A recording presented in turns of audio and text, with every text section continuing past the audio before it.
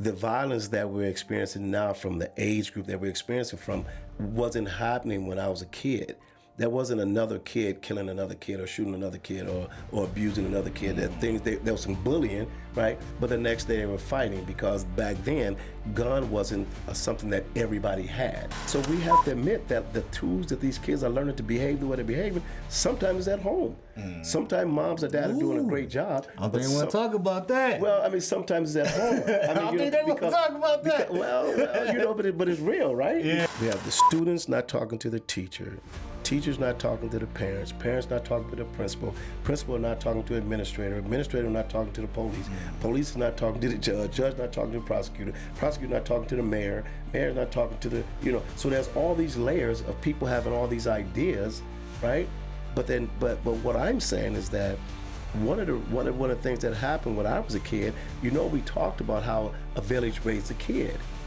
Yeah, because you got to see beyond that behavior, because someone acting a certain way because they're telling you something.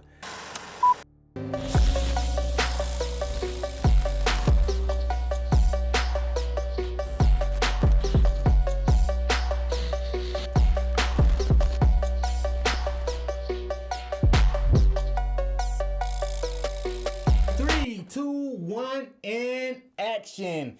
Welcome back to Surviving Startup. I am your host, Jamon, and today we have a special guest because he's an entrepreneur, but we're also related. So I'm going to let you introduce who you are and tell the people what you do. Okay, so I'm Zach Harris, probably known in the community as Coach Harris. And so what I do is, I offer tips on increasing the peace and reducing the violence. And how I do that is I have an organization or a consulting firm that's called Harris Evans.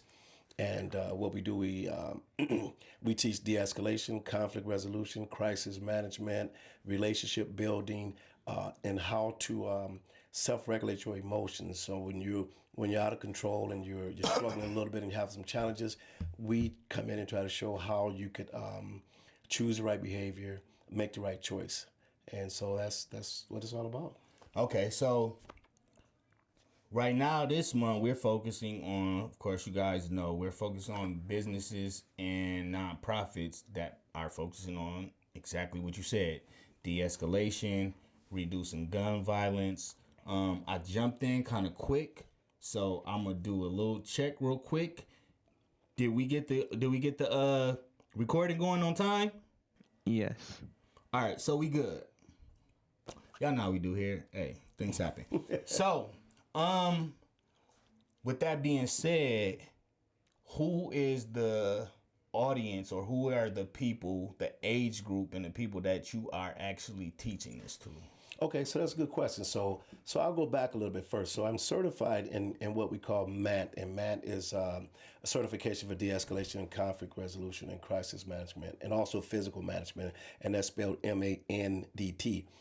And the person that is the owner of that program, his name is John Matt, and he created the program as an alternative. You said John Madden? John Matt. John Matt. Okay. John Matt. Yes, John, You Scott, see and where I was Steve. trying to go. Yeah, I know you. Matt, I know Matt. I know. And so he created the program as an alternative for physical intervention.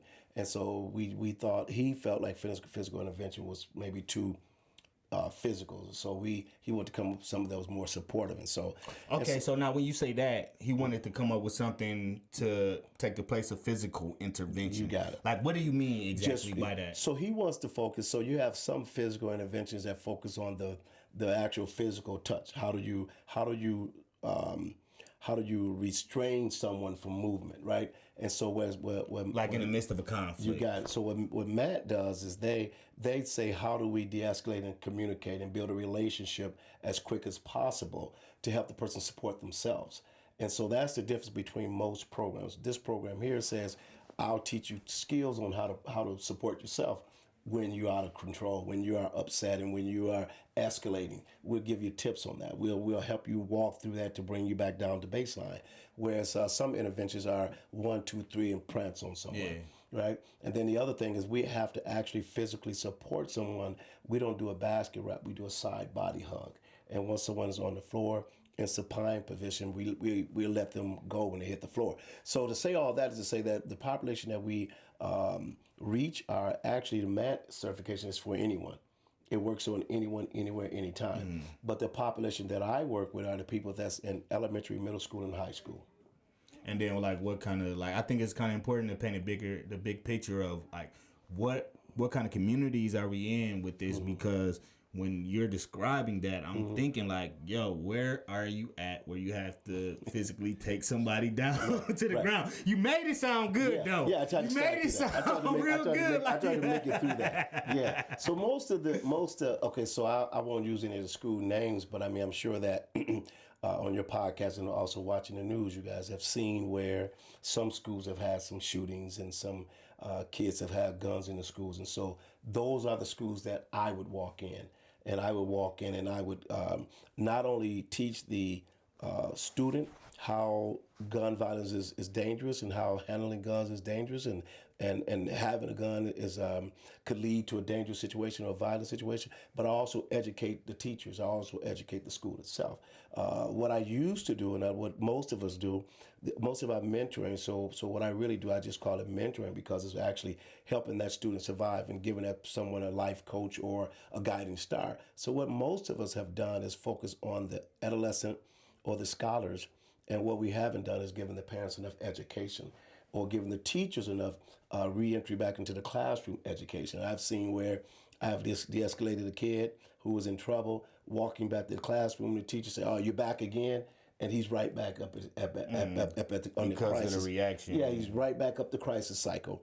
And so I had to teach the teachers is that you have to be in a position to fill the backpack. When they're coming back, they've already come back from an area where we've de-escalated them. We have gotten them to a point where they're calm, they're comfortable, and they're ready to learn. Your job is just to teach them. Welcome them back into the classroom and teach them. And so I had to do an introduction for the teachers and for the principals and for the administrators. So, but basically it's elementary, middle school, and high school. That's dope. So, and that's usually basically inner city. You're right. Yeah. You're right. Okay. Yeah. That's dope. So have you heard of, or are you going to be part of the Safe Task Force? They are holding a pitch night at the end of the week. Because that's really kind of what gave us the idea. When I heard it, I'm like, okay, like this is really something that we need in our neighborhoods. Yeah. And I saw you on Fox too. With the mentoring program. Yeah. So are you going to be part of that? So I was invited to do a pitch. So actually it's funny you asked that because today we had to go in and do a presentation for the pitch night. And obviously if you read the bylaw and the message or the flyer or whatever it's called, the Facebook information, whatever they call it, it says on that each participant gets a chance to win $10,000, right? My ideal is to do what I'm doing right now, right? So I walk in there simply to pitch an idea and saying, here's what I believe would work, right? And I would do that if they said, hey, we'll give you an opportunity to go into a school with your program for free. I would still do it. So the $10,000, what it does, it helps me to only recruit mentors and volunteers and maybe pays for transportation, buses, gas, get food for the people that's engaged and involved in the program. Other than that, if I didn't need that, I would just use the pitch night as a tool to go into a East Grand Rapids, like East Kentwood, a Wyoming Public School, a Forest Hill Eastern School, and still do the same work. Yeah, with or without that. You got it. You got it. But so it's the passion there for the cause. You got it. It's just to help. It's just help to curb out the violence. But I think the thought is great, right? But what happens is let's be realistic, and it's not a bashing moment. But what happens is every year we have these.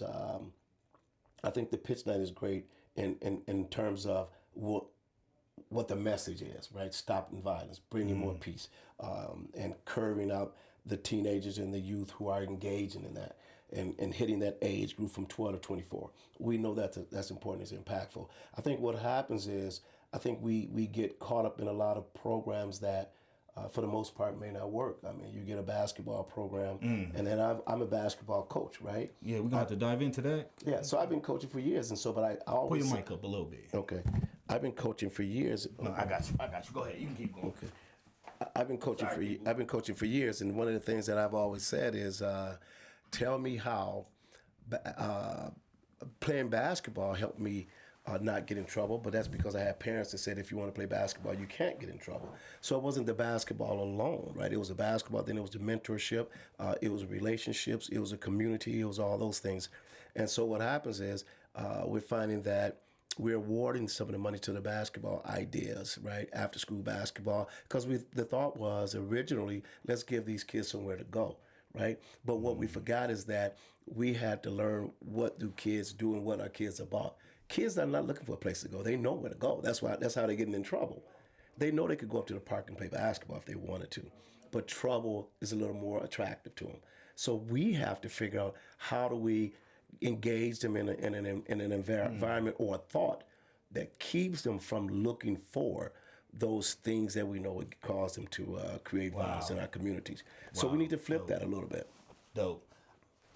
I think that's dope what you said, because one thing I could say, like, my mom was a good parent. You know what I mean? But I end up doing a lot of the wrong things in my life.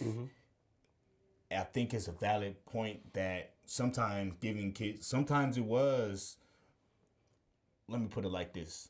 Sometimes the park that you play basketball at is where the trouble is. It's where the trouble is. You're right. Yeah. Sometimes the park where you play basketball is where the trouble at. You got it. But I do believe, and what you just said helped me get a different understanding of that, because I do believe it's been a lot of focus of let's just give them something to do.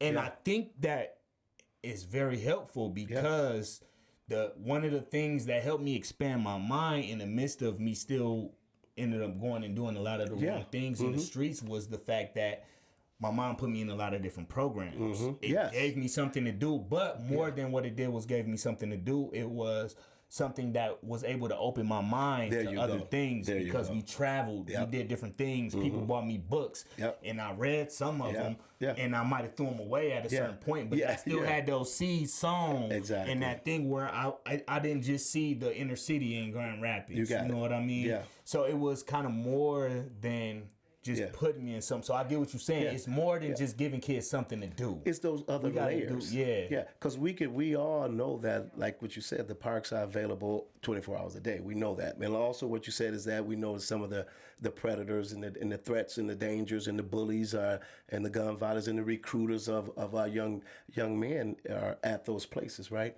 But what has to happen is that we also have to connect them with the community, and how we do that is connect them with a mentor. So I believe it's not that I don't believe in athletic programs. I just believe that when you bring a kid that, whether they're troubled or not, I think they need to have access to a spiritual advisor, a social work advisor, a psychological advisor, a mentor, a friend. You need to have the parents engaged in those programs. And so what happens is I understand, and I'm sure most of us understand, that once the kid go to our program, when they leave at 9 o'clock, guess where they're going? So as we say, give them a place to go, they're going back home, right? And so we have to admit that the tools that these kids are learning to behave the way they're behaving, sometimes is at home. Sometimes moms and dads are doing a great job. I think we want to talk about that. Well, I mean, sometimes it's at home. I think they want to talk about that. But it's real, right? Because some of those parents are young, right? And they don't want to be a parent. And let's not say that they're bad parents, but what happens is they weren't taught to be a parent at a young age. So they're having a kid at a young age. That kid grows up and they might have another kid. And guess what the young kid is doing? He's watching the younger kid while mom is possibly working. Can't wait to see the comments on this. So, you know what? I'll say I definitely agree with that, because what happened with younger parents was, I think we started getting less lessons in the home. You got it. And then we were just more of sending our kids to school. You got it. You know what I mean? And thinking the school would deal with that. And make them better. It's multiple factors. Like, I'm not trying to say like it's just the parents. Yeah, it's not. But you have the parents that's now, it's like a lot of parents don't participate with the schooling of the school. That's a fact. Let alone teaching the kids while they're at home. That's why I've been trying to figure out how to be better with that with mine. You know what I mean? But then also in the world we live in, it's like, yo, I need you to go to school so I can go out here and make sure that we have a home. Yeah. And then by the end of the day, I'm like this. You're exhausted. I'm like, man, how was school? Yeah. Okay, that's good. Yeah. Like, you know what I mean? Like, Yeah. I think we have a lot of that these days. Yeah, and I think what we did was, so I mean, like you said, your mom was great, and you know my mom did very well as well, did the best she could, and my dad was doing the best he could as well. But we had those scheduled times to have those discussions, right? So if I get home at 5 o'clock and I'm tired, and I know I have this 5:15 opportunity or obligation is to spend with my kid, then I know that from 5:15 to 5:45, or however long that, maybe 15 minutes, maybe 30, we have that moment. We giving game. We have that. Well, we have that food for thought. We have that food for thought. And so what has to happen is, what should happen is that we have to, even in the midst of us being quiet, I think what happens is the mindset goes, when I get home, I'm tired and I don't have the time to spend all this time, right? Because we think it's a lot of time. But I think if we put it in 15-minute blocks, if the kid needs some attention, you give them that 15 minutes. And maybe that's enough. It should be enough to just feed him, knowing that you're paying attention, right? So, because you got the 4 A's that we have to think about. 4 A's that kids look for: assistance, attention, affection, right? And the last one is aggressive behavior. And there's another one. I'm gonna add a fifth one in there: anger. When a kid is asking for something, one of these 5 A's is going to appear. I either want a hug. I just want a little affection. Give me a hug, Dad. I just want a little attention. Can you talk to me, right? I need some assistance. I don't understand this problem, right? I'm getting a little angry. How do I resolve this, right? Now here we are. Now we're at the crisis cycle where aggression comes in because the other 4 A's were ignored. Man, you talking to me right now. So I'm being a little bit transparent on this episode. That's good. Because and then actually one of my sons is my editor, so he's hearing the whole episode too. Well, Coach Harris is going to go to work then. All right. So I work 12 hours. I usually get home and work out with my boys for about 20 to 30 minutes. That's perfect. I'll be trying to work on my business. But then when I sit down with my wife, that kind of goes left. So my thing been like, I do feel like I'm tired and I'm doing a lot. Yeah. But at the same time, I feel like I'm tired and I'm not doing enough. Okay. And I haven't worked out in like 2 weeks. Okay. You know what I mean? Yeah. So I think what you're saying is important is having those scheduled times. And before I was like, yo, I work 12 hours. I ain't trying to get off and work out. Yeah, you ain't trying to get off work to work. Right. Off work and then work out and stuff. You know what I mean? But then when I started doing like, oh, this ain't so bad. Yeah. You know what I mean? Yeah. But and guess what you just said also? You also said you feel that you haven't been doing it. So your body is shifting back to what it was, getting comfortable with not working out. Yeah. Right? So as you were working out, that was a message that you were sending your body. Right? It was a good message. Yeah. Yep. And when you don't do that, it sends another message. Oh man, what? a lot going on. Well, it's real. And then I'm saying I'm agreeing with you. Yeah, that's how it be. And then the other thing is that it's a blessing that you like you say, my wife, and then the kids. And so what has to happen is that appointment time has to be understood by both parents as well. Honey, I know when I get home, you usually want me to do X, Y, Z, but I think when I get home, I need to talk to you for about 5 minutes, but then I need to go do these things with the kids for the next 20 minutes. So then, and then I'll come back to you. Appointed times to spend, whether that's whatever you're doing, just in communication. Yep. And communication. Yeah. With the people inside of your home. You got it. And always think of those 4 A's, because when you go home, if your wife is making a request, that's one of those 4 A's. She may not be upset yet, and she might not be aggressive yet. It just might be those other 3, the attention, affection, and assistance. You might have to, you know what I mean? So you might have to give one of those 3. Oh, my wife gonna know why I'm laughing when she watches this episode. Well, you know, you're gonna have to say, hey, honey, I may not be able to give you the affection, right? And I may not be able to give you the attention, but I could assist you. And hopefully while I'm assisting you, we could do all 3. Right? I could give you the affection and attention while I'm assisting you. But I'm only going to be there for a short while, because I know we don't want the kids to miss out on this opportunity of spending time with us. And then once you're done with that, then you jump right to the kids, and those same 5 A's apply. Because they're sitting wondering when it's their time. So when you go over there and talk to your kid and they're angry, they know that Because in their mind, they're thinking you told me you was gonna talk to me at 5:30. It's 5:40, right? And so now you got to spend 10 minutes getting them back in line, explaining. And some parents say expectation. you got it, because some parents say I ain't got to explain to my kids. Well, then you shouldn't make a commitment. And you know what? That is definitely where me and my wife bump heads at sometimes. But I think it'd be kind of a miscommunication, maybe of how we're talking about it. But it's like, so I look young. I got a granddaughter, right? My granddaughter come over. She's like, why? When you tell her something, why? Your granddaughter say that a lot? Yeah. Okay. So now my son is like, my youngest son is a few months younger than her. So now he's like, why? He's learning that. Why? And it's like, now she's like, babe, now the kids is asking me why, and because you let them think it's okay. But I'm like, okay, so if we shut them down from asking why, then they'll feel like they shouldn't ask questions. Right. And in the society that we live in, they have to question everything. Right. Like, question everything. Right. Right. But it's a line on how you do that. So then we have to... There has to be some boundaries. We have to educate them on the boundaries of that. Yeah. The boundaries of that. Yeah. And that maybe is where the miscommunication with her, and maybe that's what we ain't fully understand with what each other is saying. Is like, no, I'm not saying just let them ask why. What I'm saying, they have to understand that it's okay to ask find out why they're asking. What are you asking me? Yeah, because like you said, sometimes the why just could be that they're just echoing why. This doesn't turn to a parenting podcast. Well, because guess what? If we're talking about de-escalation, right? That's a part of every relationship. So no relationship is exempt from having to be escalated. No relationship exempt from a conflict or a crisis or a management of behaviors or attitudes. So what we're talking about is right along with what we need, because in order to be impactful and effective with the younger kids, we have to also be ready to be impactful ourselves. We have to be ready to learn ourselves. Because the tools are there. Boom. Oh, you said something so important right there.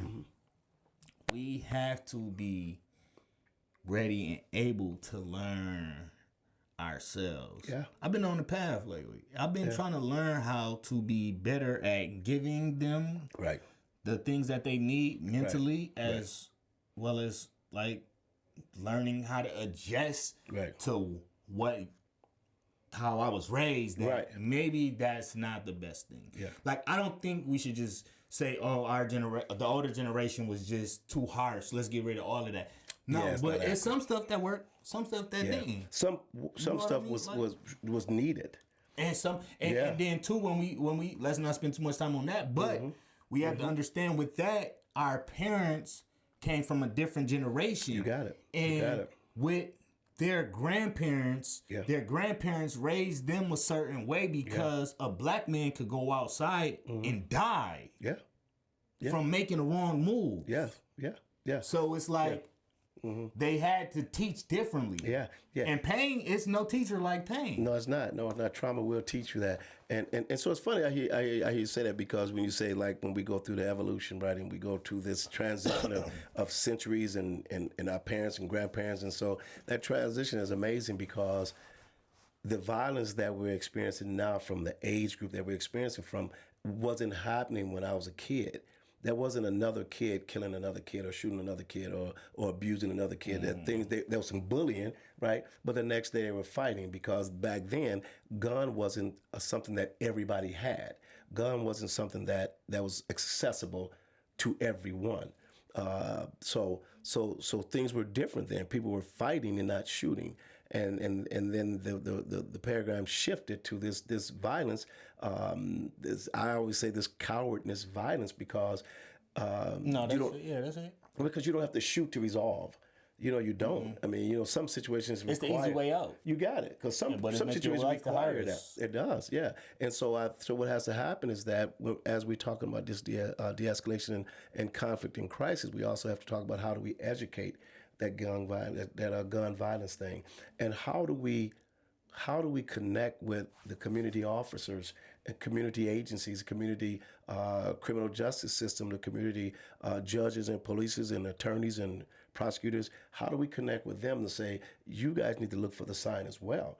We're doing our job as a community, and you just grabbing them and locking them up before the crime is committed, and you're missing the ones that's actually committing the crime. So we have to all get in a room together and say, how do we communicate and educate each other? So safe night, violence night, nonviolence night, peace walk, those things should happen, but it should happen with all those layers of people in a room together. It shouldn't be about the money. It should be about the conversation and how can we get together and change some of these laws. Don't bring people together like money, though. That's true. Free food. Yeah, it's true. Yeah, and there you go. But you sprinkle the food, free food, but you also sprinkle some incentives, right? But if you're saying, if you're going to give me $10,000 to run a program, and you tell me to tell you how successful it was, I can't tell you that, right? I could tell you what I see. I could tell you that the 10 kids I have, none of them shot anybody, right? But then 2 blocks up the street, somebody shot someone. So am I doing my job or not? So I'm not reaching 2 blocks up the road. About reach, and we talking about impact. Yeah, you know what I'm saying? So it's higher than just the 10 grand is just going to help me supplant my program and get it off the ground. It's going to help me do what I need to do in the neighborhood that I'm working in. But it doesn't help me to extend to Kentwood, to Wyoming, to East Grand Rapids, to places where the violence could spread, downtown Grand Rapids. I think what you're saying is kind of less about the people that's helping the people trying to push their programs forward, and more of something that the people that are running the programs should be thinking about the impact and how does it deal with our community. But then you said something that's a good segue to this next question that I want to go into, because last week I had Reverend Willie, who is the Reverend with a gun. He does gun training and all of that, and we was talking about some things about why is the violence like it is, right? And you said one thing that made me think about that, and that was that back in the days, the gun access wasn't as easy as it is today. Yeah.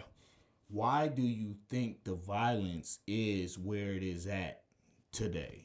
Well, first of all, there's 2 parts. I mean, first of all, we have to. I don't have an answer to why the guns are more prevalent than more available. Not why the guns more prevalent, but just why. But that's violence. A good thought, though. And I'm saying I honestly can't answer that. But the violence is because again, this is not any knock on a parent, but it's a knock on our communities as a whole, right? So we have the teachers, we have the students not talking to the teacher. Teachers not talking to the parents not talking to the principal not talking to the administrator not talking to the police is not talking to the judge not talking to the prosecutor not talking to the mayor not talking to the, so there's all these layers of people having all these ideas, right? But what I'm saying is that one of the things that happened when I was a kid, we talked about how a village raised a kid. The community raises a kid. The people up the block could tell my mama what I'm doing. And they didn't have to phone call. They would know. And they would meet tomorrow, the next day for coffee or tea. All the moms in a little kitchen talking about, I saw your boy up down 5th Street and it was getting dark. Well, I know I'm going to have that discussion. So I know not to be out after dark in that area, right? And then you try to find another area. There's another granny or mama saying, I saw your boy. So we knew that the village. And then the officers would also say, hey, I saw your son. I thought I'd bring him home. So you had all these people. You had officers walking the beat. You had officers knocking on the door. You had officers having coffee. You had officers playing basketball. You had officers sitting in the park. You had all these relationships that was going on. So that was not an opportunity. The only opportunity that people had back then was probably selling dope. But that was not violence, It was still less violence. It was less violence. It was more dope back then. You got it. So I think what happened was we got away from assisting each other in policing our children. So basically what it sounds like is it was been a breakdown in community. Yeah. There's no longer community. Totally. So y'all said 2 different things from you and the Reverend, but you and the minister, but kind of along the same lines. Yeah, I think they got to be. It's along the same lines, right? Because one of the things he was saying was they need more education, right? So then we started talking about the police. Yeah. Because I'm like, all right, right? We had the fire. When we had the fire in our house and we had to move. You know how long it's been since we've been in the hood living? Man. Since we had to move back where we at? Well, since we had to move where we at now? Yeah. We haven't really been in the living, like, I've been feeling proud of myself going up steps and ladders, you taking my family up the steps. So now when we had the fire and we had to move, now I'm looking. I'm in the area where I've literally spent all-nighters, multiple nights in the streets, and I'm looking like, man, please don't judge me. Man, everybody had their thing. So, but I'm looking at this now like, and it was a long time ago. So I'm looking at this now like, wow.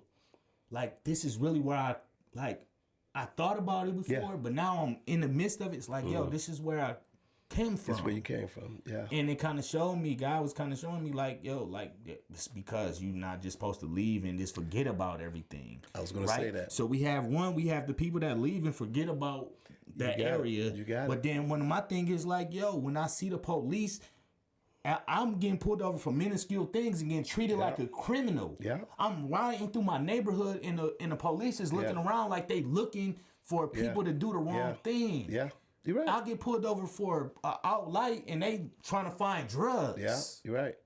So then, like, and the things I was saying with him is like, that's what it, like, in the communities, like, the police just feel like they there to get you now. So now it's a big void between the community and the police. It is. And so when we talk about, so it's funny, so I like, we started off with what you said, the refs talked about education is the key. But so we get caught up in education as academic, right? And it's more than that, right? Who's going to teach an officer that he doesn't have to? You know what I mean? So like the officer's not trained. There you go. So education for me is what you just said. So you have to. The school does the education, right? What we do is the training. We train the preparation for life, right? So that's what coaches do. That's what mentors do. That's what advisors do. That's what parents do. We're the advisors for life. So what has to happen is that those advisors. So what I was saying today when we did, I just got a business idea. So what we had today when we talked to the safety committee today, the alliance today, the pitch night today, earlier today, I said, well, one of the problems that we have is that I look in this room and we got you're giving 5 organizations $10,000, right? But yet you have 15 organizations in the room, and none of them could come up there and talk about collaboration, because the advice is that I wouldn't do that if you want to win the 10,000. And I'm saying it should be encouraged that we collaborate our resources so we could get back to how things were. That shooting at one of the schools in Grand Rapids, if we had all these relationships together, including the police, right, including the principal, we could have a better grasp on that. You could have 5 mentoring schools in one building. What's wrong with that? You would have caught that because somebody could have said, "Hey, so and so just went out the door." Okay. And now you could educate. Now you could educate the principal, because guess what? The principal may not be educated in de-escalation, conflict resolution, crisis management. So I could have told him, "Hey, even though you may think this is the right thing to do, what you're doing is you're sending 2 kids out of a building, right? That could lead to harm. We don't know what could happen. They're unattended." What? Dude, that's a whole. With people in high school, and then we get suspended. Yeah.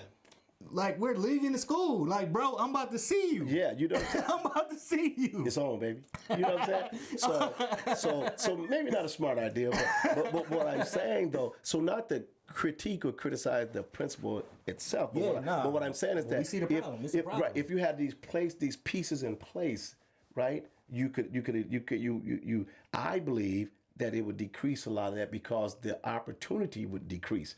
If a kid doesn't have many pockets to run to get the guns and to kill people and shoot people and attack people and run downtown, that's going to close the space in. So now they're in their neighborhood. Not many kids are going to East Grand Rapids doing that. They're in the inner city. So now once we're here, now we got to educate the parents. So now your kid is home. Now what we're going to do now? Now it's on you. Police got him home, because police don't always have to arrest a kid. No. Send him home, build the relationship. And what we've gotten away from in our society, and it's happening everywhere on YouTube and on the TV, relationships are just being torn apart. And I think that's why I love what you said. Man. Love what you said, that God put you back where you were because you forgot where you came from, right? Not that you did, but maybe God was saying, I need you to pay more attention to this area because I need you to do something. And then, like you said, when I got saved, right? You mentioned that. I heard you say that, didn't I? Okay. Yeah. So when you got saved, God made you a new person, right? That's just like taking a bath, and when you take a shower, the dirt rolls off, it goes down the drain, it doesn't come back. You are anew, right? And it's just like when you get saved, you're a new man, you're a new person. Your circle has to see you being a new if you're in the right circle. A lot of times our circles don't allow us to see the news, but that's a whole nother spiritual conversation. But what I'm saying is that journey is all complete. The spiritual, the psychological, the family, right? And the social. Those things has to come complete. And that's every layer. So many things. I can't let you keep going. Okay, I'll pause. Because you said so many things there, right? Hit the ones you remember. Okay. So one of the things that you were saying, and I'm like wow, like people trying to win the 10,000, right? One of the things you said something, I'm not gonna say exactly what you said because I don't want to feel like it's trying to come against this. But, right. It almost, in a way, discourages the safety net coming together. Yeah. Right. So in my mind, I'm like, while you saying this, I'm like, it makes sense to come together. Yeah, it does. Because if we got all of these programs here and none of them do the exact same thing, You got it. Then that could all basically be different programs, but part of one big program. One big program. That's what I'm really saying. Because now, if you're in the schools focusing on this, I'm in schools focusing on gun safety, gun prevention, or training on this. Somebody on financial stuff. Then why would we be segregated and separated? I see so many, and I love the fact that I see so many nonprofits now in Grand Rapids that have different things that's dedicated to bettering our communities. Right. It's so many nonprofits that's out here dedicated. But are we really collaborating out here to hit a common goal? So I could answer that question quicker. I'll just focus on that one question. So when I could walk in the room and know the people and not know the organization, that answers your question, right? So if we all are doing the same thing, then how come I don't know that you're doing? So you say you walk in the room and you seeing people, but I see you people don't I even know. I had no clue. I'm talking to them. I used to be some of the kids' coaches. And they have nonprofit organizations, and how is that even possible? And we all are doing the same thing. You know why? Because we're fighting for a piece of money, and we walk away, right? What the piece of money should do is encourage us. Here's one of the strategic goals. We expect you to reduce the violence. We expecting you to have more peaceful and community. We're expecting that, but we also have asking you when the grant is over, this money is over, when we report back to us, report to us 2 organizations that you collaborated with. You know, everybody who wins collaboration. So everyone who wins the money should collaborate with at least 2 organizations. If you got 5 people, right, that it wins $10,000, $50,000, but you got 5 people getting 2 more people, 2, 4, 6, 8, 10.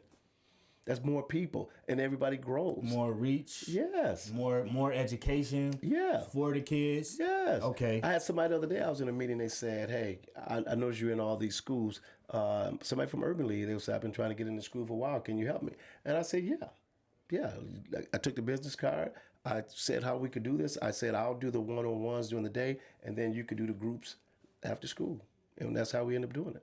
That was Urban League. There was no money exchange. It was just, can you help me? Because it's about the bigger goal. It's about the bigger mission. And that's what we need to have a discussion on, right? And so, but anyway, everybody has their own brand of way of doing things. Hey, I'm bringing together nonprofits. I want y'all all to be in the same room, not to talk about who's going to get this bag, but how can we come together? Maybe that's what we need is a central organization to say, to bring all the nonprofits into one spot and that also will give because, right, we did the Young Entrepreneur Expo last year, right? Mm-hmm. We had so many dope nonprofits. It was a nonprofit that their main focus was just based on taking kids out of the city community to see different things. Was that Grow? Was that Grow? Well, you don't talk about the people. Okay. I can talk about it, but I don't remember the names. Okay, gotcha. Gotcha. Okay, that makes sense. People. It was a guy who was about how to carry yourself. Okay. One of your sons was there that do the basketball training. Okay. It was one who taught young ladies etiquette. Okay. That's important. it was like 5 different, and Yeah. it all was encompassing different things That's beautiful. in the same location. But other than that, are we in the same location? All right, so let me give you this thought before I lose it, because this is another thing that you said that made me think about this. We should have organization that's in our community, based in our community, that should be a prerequisite for the Grand Rapids Police Department to partake in, to learn how to deal with our communities. And not even just to learn how to deal with our communities, but start to build the relationships with the police. Yeah. Because Yeah. like, if it don't change, the relationship that we have mentally with the police is not going to change. Not at all. I should not feel like just because the police get behind me, now I got to go like this. Yeah. Because I feel like y'all looking for somebody to be doing wrong, even... Yeah, and that's accurate. You know what I'm saying? And they are. I mean, that's accurate because, I mean, if you ever, I don't know how much information is preview, but I mean, if you ever find out about their training is geared towards that.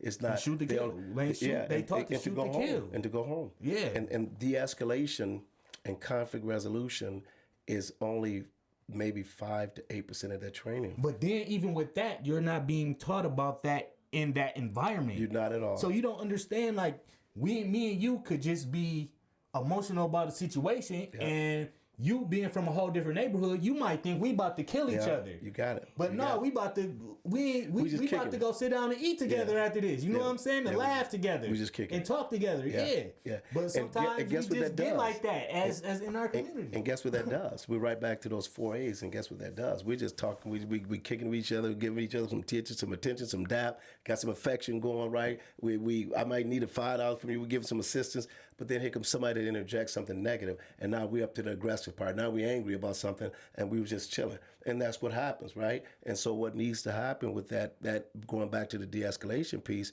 I think that the any police department in America, I think they should flip their training, and I think they should spend way more time on relationships and de-escalation and how to resolve a conflict, what's going on in a crisis, and what does an accident look like, what does an incident look like. Those are the things that they need to discuss. And then let's get into how to maintain safety at your job. Because if you're an officer and you go in there, we already know most officers' mentality is already what it is. Yeah. You know what I mean? So you don't have to teach them how to shoot and go home. A pre-programmed prerequisite in their mind. That's already there. And all you're doing is just injecting more of that. So what you want to do is unlearn some of those thoughts that they have and teach them how to be more positive, how to fill that backpack. Then they'll still go home. If they learn how to just be more productively positive to the communities that they're engaging in, they'll still go home. And they'll go home and meet a friend. Right now, we're not doing that. And so I think the number one thing we need to do is try to figure out how to get these communities back together. And then as we're doing that, I think the organizations should spearhead that. So when we're doing our walks, the walks shouldn't only be to signify another death in our community. The walk should be a togetherness walk saying, we want the police to walk with us. We want a lawyer to walk with us. We want a prosecutor attorney to walk with us. We want the mayor to walk with us. It's just a peaceful walk. It's just a walk of saying we're together. We stand together. And then when we're done, when we eat... Not to mourn or to cry out or to fight something that's going on, but just to... Yeah, and then when we sit... Unified. You got it. And then when we eat, we sit down, we network together. We network, we exchange, we change. And so what happens is we get in there, we exchange these numbers, and then we have, again, the safe people come, safe task force come, and they're up there doing a speech, and they could ask us, hey, we're going to give $1,000 to the one person that got the most business cards, and also made the call to that person that they get.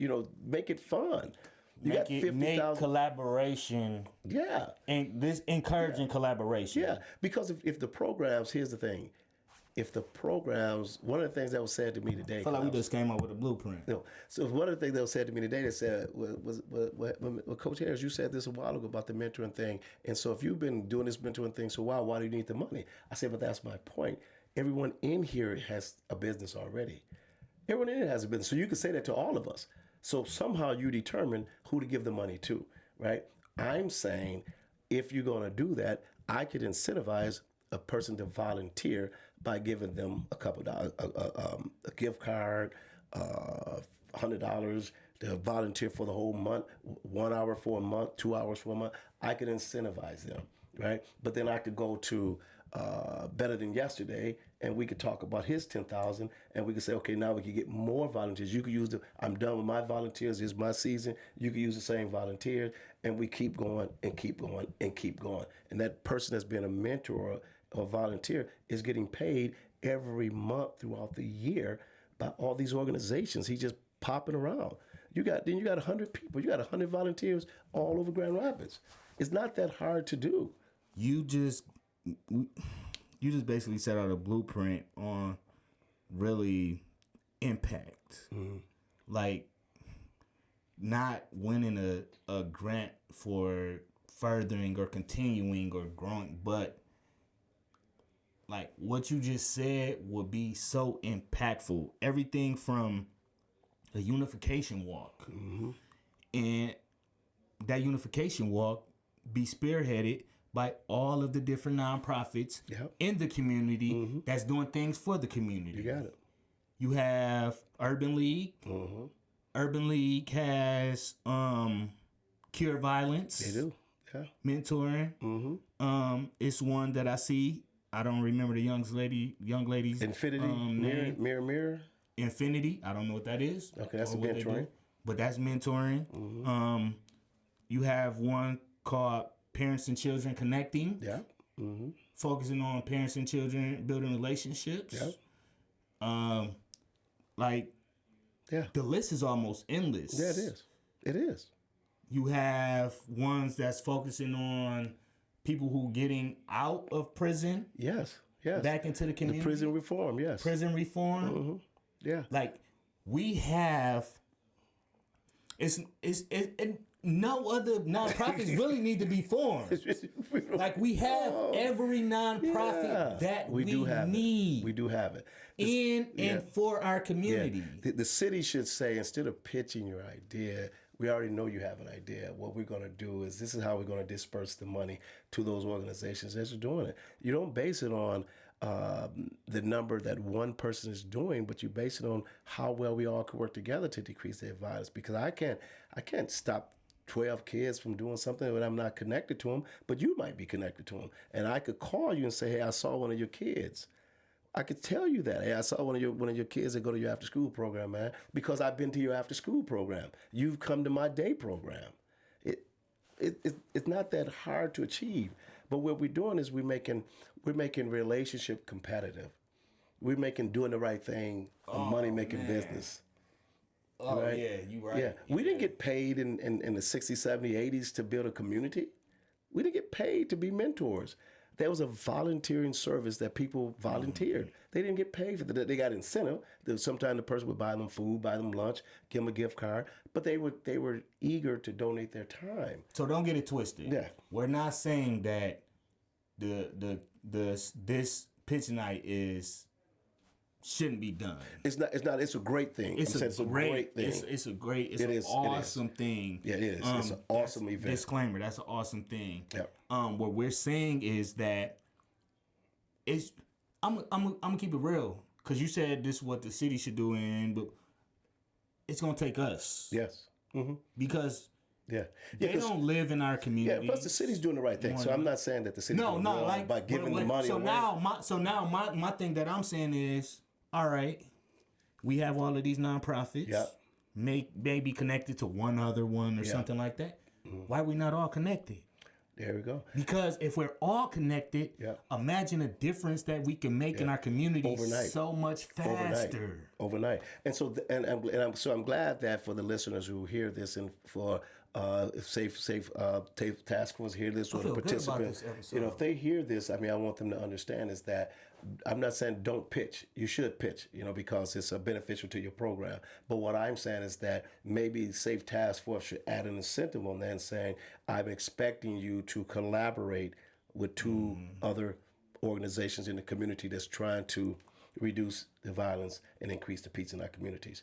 You should be able to connect with that. I'm going to go a step further with you. Because I know certain organizations have certain stipulations, certain things, and they have to answer to all of these. Then you get all of this red tape, and then you have to change, and then it's time. And if you win or not win, because one of the things that I said last week was that it gives an opportunity for all of these not, and that's where I was at. Like this pitch night gives the opportunity for all of these different organizations to be in the same space room at the same time. But if the thought is that I'm competing to beat you, then already there's a divide. Yeah, I'm not gonna try to build a relationship with you because I'm trying to get what you're trying. I'm trying to win. Yeah. And so. But even if you win or lose, you should still be looking at how the people that you can bring in to help you complete your tasks based upon what you see them doing. Like, oh, that business, that nonprofit will fit great with what I'm trying to put. And so together. some of us did that today. A lot of people for the first time today. I reached out to a couple of people with cars. I was like, man, what you're doing is interesting. I like to see how we could bridge that and bring it into the school. And so, and then he said, well, I'm already in some of the schools. Well, the ones that you're not, maybe I'm in those schools, and we could work together. So we started, like 4 or 5 of us in the back table. Yeah, we started doing that. Not all of us did it, but some of us who was kind of excited about what we saw, we reached out. So again, I think again, I'm glad you put a disclaimer on that saying that we both agree that that safe task force is doing great things. We both agree with that, and we both agree that having a pitch night is the way to go. We both agree with that. I'm just simply saying that the organizations, once they get the money, should be expected to do more than just service their program. And the competitiveness doesn't come from the Safe Pitch team saying we're going to make it competitive. It comes from us when we get the money. We've already made it competitive in our mind. Yeah, because it was already there. Yeah, we walk into the room saying, "I'm getting mine, you get yours." Yeah, and so, but if we put a tag on it saying how we're gonna do measurements, I think one of the measurements should be how do you engage with other programs, and I think that's what would make a difference in our communities, because now we have a better watchdog and we have a better reach to reach every kid. And so that some of those things that's happening in our schools would probably go down. Mm-hmm. Yeah, because the more people because one of the things I got a call today from a school. I got a call from a couple schools in this week, which is amazing. So thank God for that. But I got a call today, and I had reached out to the school about mentoring, and they weren't interested. And so they have behavior specialists, they have behavior interventionists, they had a dean of student. And so all of a sudden I get a call today from this particular school, and they're saying, hey, I'm wondering, they asked someone else in the building, hey, I wonder if that guy's around still doing mentoring, because I noticed that he comes to you as a behavior specialist and he's still acting up, and he goes to you and you're my behavior interventionist and he's still acting up, and he comes to you and you're my dean of student and he's still acting up. So we need another piece. So it's circled back to me. Mm-hmm. You understand what I'm saying? So what I always tell people, you don't want a accident to become an incident and an incident to become a crisis. We're waiting too long. Once it gets to that point, now when I step in, now I got to shave all those months of habits that this kid has had of doing it his way and getting in trouble. So even when I walk in, you're going to still see a kid acting out of sorts still for a little while. Yeah. But hopefully when you put that whole pieces together, that he can't run to anyone, and then you add the parental support to that, hopefully you'll start seeing a different kid. Dope. I think it's dope because it started with the kids, man. It does. And they going after our kids with all of this stuff they trying to implement. But we ain't gonna get into that though. No. So So anyway, so but all this does tie, de-escalation, man, really is nothing but building a positive relationship. Mm-hmm. Your positive interaction should be in any interaction. You should think that I'm going to have a 10 or 8, 10 or 20 to 1 ratio in any interaction. So you need to think I'm going to do 20 positive things versus this 1 negative thing. Yeah. And if people think that way, you're already walking into an environment saying, no matter what happens, I'm going to fill this person's backpack. Yeah. Yeah, because you got to see beyond that behavior, because someone acting a certain way because they're telling you something. And that doesn't matter if it's your wife, if it's your husband, if it's your son or a teacher. Mm-hmm. They're trying to tell you something. And what happens is when people are angry and expressing their emotions, right, we think it's an attack on us. And so we need to understand that it's not. It's a person trying to tell you something. Yeah, and we need to just understand that they're trying to tell us something. So we can see beyond that behavior and listen long enough. We find out that the setting event could be just that they haven't eaten all day. Could be just that they were driving home and almost got hit by a car and they're upset. It could be anything. That setting event could be something, and that's exactly what setting events are. Just something that happened prior to them getting into the environment where they end up at. Something happened way before they saw you. And they're just holding on to it, and they just want to vent about it. And we think that we've done something wrong. So I always tell people, even the person that has to set in events, I try to talk to them first, because I say, even though you're experiencing this, you probably want to let the person know what you're experiencing so they'll know. Hey, you know, I'm having a bad day, and here's what happened. Now that person could respond better. But if you just come in the house yelling, right, they're going to yell back because they don't. Yeah, because they feel attacked. They don't know. Yeah, they don't know. So de-escalation goes both ways, right? Relationship building and relationship resolution goes both ways. It ain't a one-sided thing. Yeah. Yeah, you know, it ain't like the devil owns this and God owns this. It's what God has allowed to happen, but God has also given us the tools to overcome those things, and we just have to learn how to use the tool. That's why all through the Bible, and I'm not going to get into religious, but all through the Bible, it's all about positive things. The Bible talks about hate, but on a whole different level. It doesn't talk about hate your neighbor. It talks about how the devil does his thing, try to inject hate, but he's not asking us to be hateful. He's teaching us a lesson of what happens in the Bible, how David was attacked, how Peter was attacked.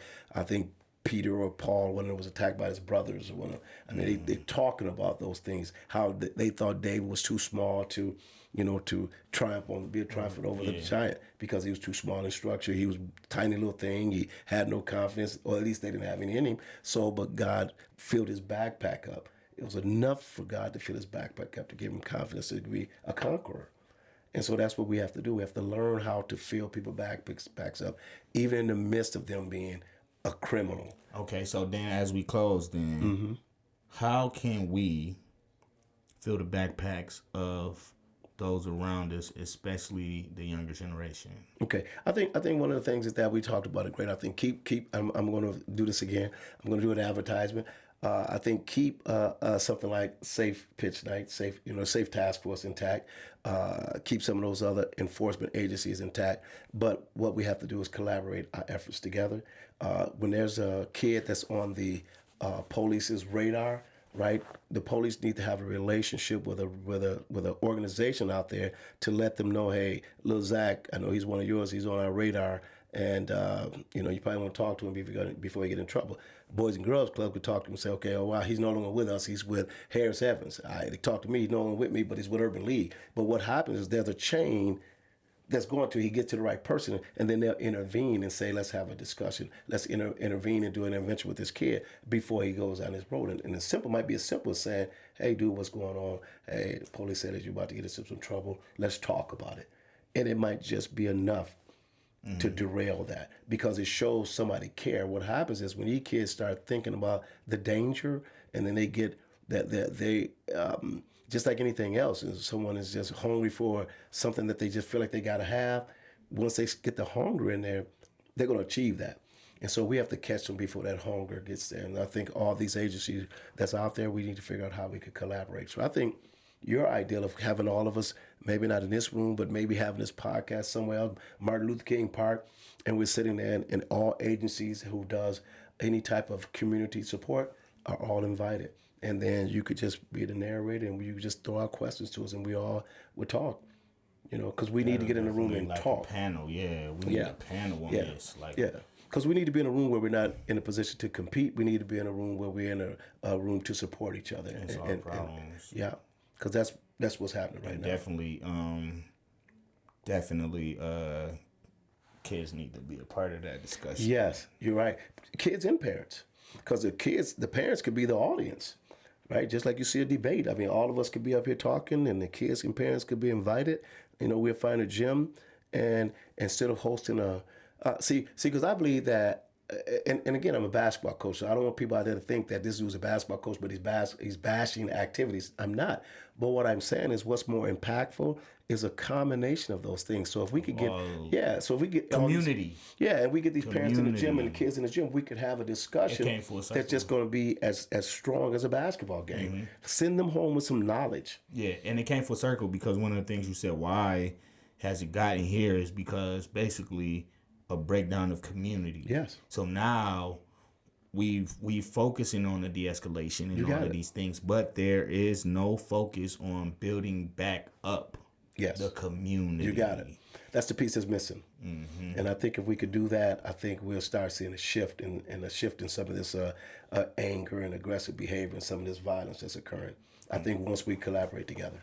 Okay, definitely dope. Agree. So before you tell us where we can find you and how we can contact you, you said how organizations could fill the backpacks. How can we as individuals, as fathers, as just men in our neighborhoods, we've become so unneighborly, like people don't interact with their neighborhoods really. How can we as individuals begin to fill the backpacks of our kids or the kids that we see around us and things of that nature? I think one of the ways is that, so here we go. We know that When we say fill the backpacks, what exactly do we mean? Well, what I'm saying, so when you fill a backpack up, you're putting positive things in that person's backpack. So the backpack. Yeah, I get it. I just want to make sure people get it when they. It's 100 pounds of they're rocks. like, what we putting in the Right, backpack? Exactly. Because 100, a pound is a pound. So if you got a pound of rocks, a pound of feathers is the same.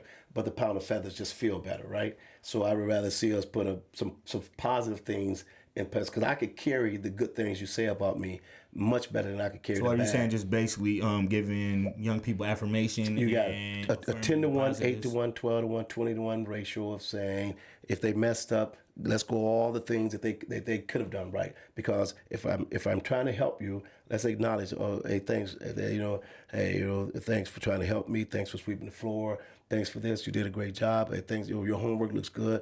But I wonder if you could just help me make your bed up real quick, right? I don't have to say, but you forgot to make your bed. I can say, well, let's just make your bed up real quick.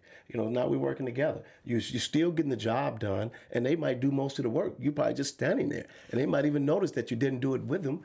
I mean, you didn't do it for them. You did it with them, and that's where we have to get. But the affirmation is feeding that backpack up with great things, because to make these kids great, because they hear the yelling that from the parents, then they get in school, they hear from the teachers, and then they hear from the principal. Then here come a mentor, this new guy, and guess what he's doing? He's yelling. So if you're a neighbor, what are you yelling for? They already heard it all. So when you yell, guess what they're gonna say? It's words you don't want to hear. Because you fight, they're gonna fight back. But if you call and say, hey man, can I talk to you real quick? I know you're throwing stuff in my yard. Can I talk to you? And if they say, oh, I don't want to talk to you, well, I'm just saying, dude, hey, can you not throw stuff in the yard? Because somebody probably going to get you in trouble doing that. Say it in a way where they can understand and accept it. Because they're going to be surprised the next time they see you that you're not yelling at them. And I guarantee that you'll be the one that they'll come to more often in the neighborhood. So basically, what I'm hearing, if I'm hearing you correctly, is just change the way you word stuff. Yes. And instead of wording something that you might have done in a negative way, do it in a positive way. Yeah. And then Instead of escalating someone. I'm going to let you get it. Like my son Jamon is doing the editing. He's very laid back. If you have to come at him for something he been messing up on, he's going to look at you and say, okay. My son Amarius, he went to Covenant. He going to try to argue with you up and down. My other son, Big Boy, he'll be like, he'll talk to you. Like, even when he wrong, he'll be like, you know what I mean? Until he get mad, then it's a different story. We had to have a conversation the other day. But I didn't even mean to go into all of that. I say that to say this. Like this morning, cause it's been a lot going on. So I kind of got on him because you keep leaving the basement door open. Okay. And this is preschool, before school. So I want to apologize to you because you know what? I could say, hey, won't you remember to help me out and close that door? Yeah.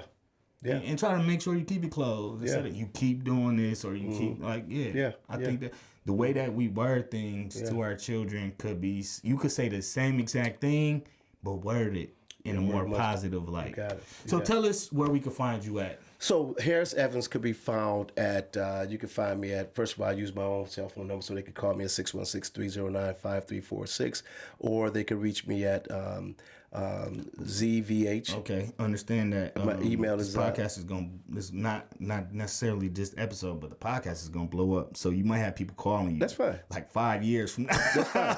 What was asking about de-escalation? We got a deal. We got a deal. And they could, they could reach me also by email, zvhsr@yahoo.com. And then that's how they can get in touch with your mentorship services. It. So is there anything that you want to tell the people before we leave, or leave with the people? I just want to remind them, even though we've had a great conversation here, we talked about different styles and ways of doing things. We also gave great credence to the Safe Task Force and the great job that they're doing, and also the police officer in our communities, enforcement agencies, and the job that they're doing. I just want to remind people that in any interaction, someone could escalate in any interaction. And whether you're doing, I gave a great example of feeding the backpack, but I want to let you know that even feeding the backpack, the person could still escalate. And I'm just saying, don't give up. See beyond that behavior and understand. Maybe you need to do a little more, or maybe they're so impacted by negative behaviors or negative interactions that they're hearing something different from what you're saying. So see beyond the behavior, stick with the positive thoughts, stick with the positive affirmation, and you'll see a change in your kid or your mentee or your student or your scholar or your loved one. Have a good night. That was Zach Harris. With that being said, we out. Peace.